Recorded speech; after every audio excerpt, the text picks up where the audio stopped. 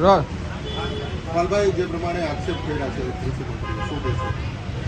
જે રીતે પરમ દિવસે રાજ્ય સરકારના પ્રવક્તા અને કૃષિ મંત્રી જીતુભાઈ વાઘાણીએ ચેલેન્જ કરી કે કોંગ્રેસે ખેડૂતો માટે શું કર્યું આ ચર્ચા કરવા આવે ત્યારે આજે રાજ્યના કૃષિ મંત્રી અને પ્રવક્તા શ્રીને મેં કાગળ લખી અને એમના ચેલેન્જનો સહજ સ્વીકાર એક સૌરાષ્ટ્રનો જે દુહો છે, વા ફરે વાદળ ફરે ફરે નદીઓના પૂર, સુરા બોયલા ન ફરે નહીતર પશ્ચિમ ઉગે સૂર, આ દુહા સાથે જીતુભાઈ વાઘાણીની ચેલેન્જનો સહજ સ્વીકાર કર્યો છે. જીતુભાઈને કાગળમાં મેં કહ્યું છે કે સ્થળ તમે નક્કી કરો, તારીખ તમે નક્કી કરો, સમય તમે નક્કી કરો.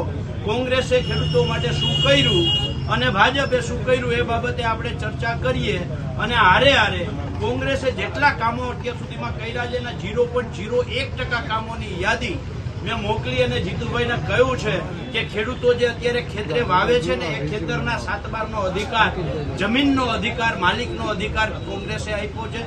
ભૂદાનું હોય કે સાથણીની માધ્યમથી આ યોજનાઓ માધ્યમથી જમીન વિહોણા ખેડૂતોને જમીન આપવાનું કામ કોંગ્રેસ સરકારે કર્યું છે.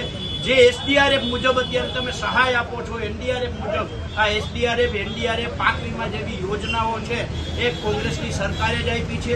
જેના આધારે અત્યારે ટેકાના ભાવે તમે મગફળી ખરીદી કરો છો. એનડીઆરએફ એ સંસ્થાની સ્થાપના પણ, નાફેડની સ્થાપના પણ કોંગ્રેસ સરકારે કરી છે. જેમાં તમે 40% ખાતર ઘટ ઊભી કરવા માટે તમે 40% ખાતરના ઉત્પાદન ઓછું કરવાના જેને આદેશ આપ્યા છે એ ઇફકો હોય, ક્રિપ્કો હોય એની સ્થાપના પણ કોંગ્રેસે જ કરી છે. ગુજરાતના તમામ ડેમોની સ્થાપના કોંગ્રેસે કરી છે. આવી અનેક બાબતો જે છે સવારથી સાંજ સુધી જીતુભાઈ આપણે બે જણા ચર્ચા કરીએ અને આ સાંજ સુધી લિસ્ટ ગણાવું તો લિસ્ટ ખૂટે નહીં એટલા કામો કર્યા છે. અને તમે શું કર્યું છે કે જે કૃષિ યુનિવર્સિટીઓ હતી, જે સંશોધન કેન્દ્રો હતા, આ તમામ સંશોધન કેન્દ્રો તમે વેચી નાખ્યા છે. તમે જે સંસ્થાઓ કોંગ્રેસે ઊભી કરી હતી એ વેચવાનું તમે કામ કર્યું છે. દરેક તાલુકા મથકે માર્કેટિંગ યાર્ડ હોય કે જીઆઈડીસી હોય એની સ્થાપના કોંગ્રેસે કરી છે. જીતુભાઈ તમે જે સ્કૂલમાં ભણ્યા છો એ સ્કૂલની સ્થાપના પણ કોંગ્રેસે કરી છે. એટલે જીતુભાઈને હું જાહેર માધ્યમોના માધ્યમથી મેં પત્ર તો લખ્યો જ છે અને પત્રમાં કહ્યું પણ છે કે તમે તારીખ, સમય અને સ્થળ નક્કી કરો. એ તારીખ, સમય, સ્થળે ચર્ચા કરવાની તૈયારી છે. એટલે એક હારે હારે ટકોર પણ કરી છે કે દેશના વડાપ્રધાન ભાજપમાંથી જે ચૂંટાઈને આવે છે એ નરેન્દ્ર મોદી સંસદમાં બોલીને બદલી જાય છે. અગાઉના કૃષિ મંત્રી વિધાનસભામાં બોલીને બદલી ગયા છે. તો જીતુભાઈ તમે ચેલેન્જ કરીને બદલી ના જતા અને એટલા માટે જ મેં દુહો એને કહ્યો છે કે આમાં જો તમે સુરા તરીકે બોલ્યા હોવ તો સુરા બોલ્યા ફરે નહીં. અને હું આશા રાખું છું કે જીતુભાઈ બોલીને બદલી નહીં જાય, ફરી નહીં જાય. એ સમય, તારીખ અને સ્થળ જાહેર કરે એની હું રાહ જોઉં છું કે કોંગ્રેસે શું કર્યું અને ભાજપે શું કર્યું એની ચર્ચા. સૌરાષ્ટ્રમાં જે રીતના વરસાદ પડ્યો અને કૃષિ પેકેજ જે સહાય પેકેજ જાહેર કર્યું ખેડૂતો માટે, પણ હવે સૌરાષ્ટ્રના જે ખેડૂતોના જે ભાગ્યાઓ છે એ પણ રજૂઆત કરવા માટે આવ્યા છે કે ખેડૂતો અમને આ સહાયમાંથી 1 રૂપિયો આપતા નથી. તો હકીકત શું આમાં, કઈ રીતના જયારે ભાગ્ય રાખતા હોય ત્યારે શું એને નુકસાનમાં ભાગ દેવાનો હોય કે નહીં? જો જે રીતે ખેડૂતોની અત્યારે આ વાત છે તો સામાન્ય રીતે જે સરકાર પૈસા આપે છે ખેડૂતના ખાતામાં નાખે છે અને બધા જ ભાગીયાઓને નથી આપતા એવું એ નથી. મારા જ ગામમાં 10 થી 15 ખેડૂતો એવા છે કે હજી 50% રકમ આપીને તો ભાગિયાને આપી દીધી. કેટલાય ખેડૂતો એવા છે કે ભાગિયાને આવતા વર્ષ માટે લોન, હજી તો એ આવતા વર્ષે આવશે કે નહીં આવે એની માનસિક તૈયારી કોઈ ચિંતા કર્યા વગર ભાગિયાઓને ખેડૂતો અગાઉથી પૈસા આપે છે. બરાબર છે. એટલે ભાગિયાઓને ભાગ નથી આપતા એવું નથી.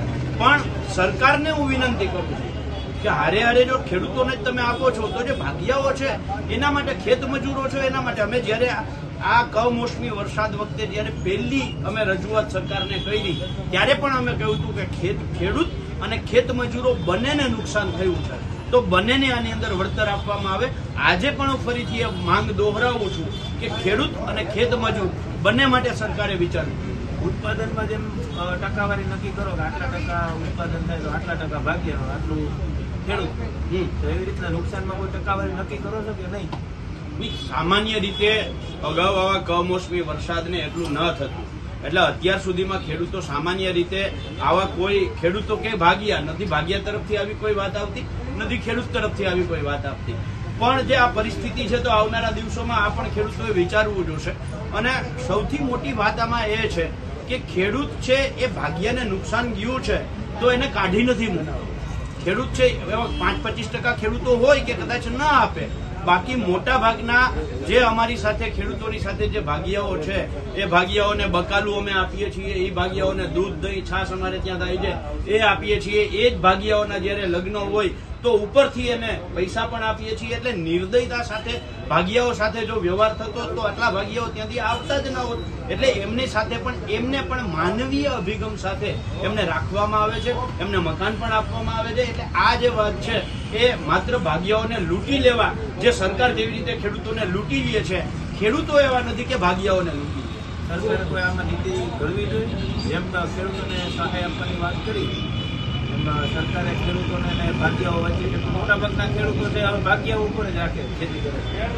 અત્યારે મોટા ભાગના નહીં પણ એવું કહી શકાય કે 35 થી 40% જે વિસ્તાર છે આખા ગુજરાતની અંદર, એમાં 35 થી 40% ભાગીયાઓ આધારિત થઈ ગયું છે. અને એમાં સરકાર નીતિ બનાવે તો ખૂબ સારી બાબત કહેવાય. બાકી ખેડૂતોને હું વિનંતી કરું છું કે જે તમારે ત્યાં મજૂરી કરવા આવે છે અને તમારે ત્યાં તમારી જ ખેતી છે એ કરી અને જ્યારે એ નુકસાની જે આખું તમને આવ્યું છે તો એવી જ રીતે એને પણ એના ભાગ જે મળવાનો હતો એમાં નુકસાની આવી જ છે, તો એમને પણ માનવીય અભિગમ રાખી અને એ ભાગીયાઓને પણ નુકસાન ન જાય એવી રીતે તમામ ખેડૂતો વર્તે એવી હું ખેડૂતોને વિનંતી કરું. ભાઈ, ખેડૂત વિરોધી સરકાર છે એવું તો તમે માનો છો?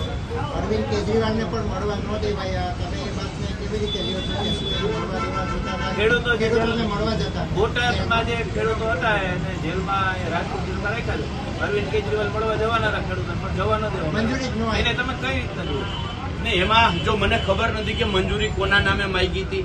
માની લો કે ખેડૂત પરિવારના નામે મંજૂરી માંગી હોય, જે જેલના નિયમો છે એ મુજબ ખેડૂત પરિવારના નામે મંજૂરી માંગી હોય ને હું મળવા જાઉં તો મને સ્વાભાવિક છે કે ના મળવા દે.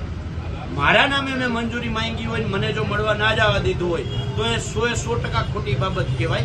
અને શું કહેવાય, ન્યાયથી ઉપરવટ જઈ અને સરકારે આ નિર્ણય કર્યો એવું કહેવાય. પણ માની લો કે ખેડૂત પરિવારના નામે મંજૂરી માંગી હોય, જે અંદર છે એના પરિવારના નામે મંજૂરી માંગી હોય અને એની જગ્યાએ મારે મળવા જવું હોય તો મને ના મળવા દે અને પછી હું જો આવું સ્ટન્ટ કરું, નાટક કરું તો એ મારી ક્યાંક ને ક્યાંક લોકોને ગુમરાહ કરવાનો મારો આશય હોય એવું આના ઉપરથી સાબિત થાય છે. મંજૂરી માગનાર સિવાય 5 વ્યક્તિને જવા દેતા હોય છે સામાન્ય રીતે, તો એમાં તો જઈ શકે ને નહીં. એટલે એમાં પર્ટિક્યુલર નામ આ તે લખવાનું હોય, લખ્યું છે નથી લખ્યું એ બાબતની મને કંઈ કરતા કંઈ ખબર નથી, એટલે એમાં હું વધારે કંઈ ના કહી શકું. તો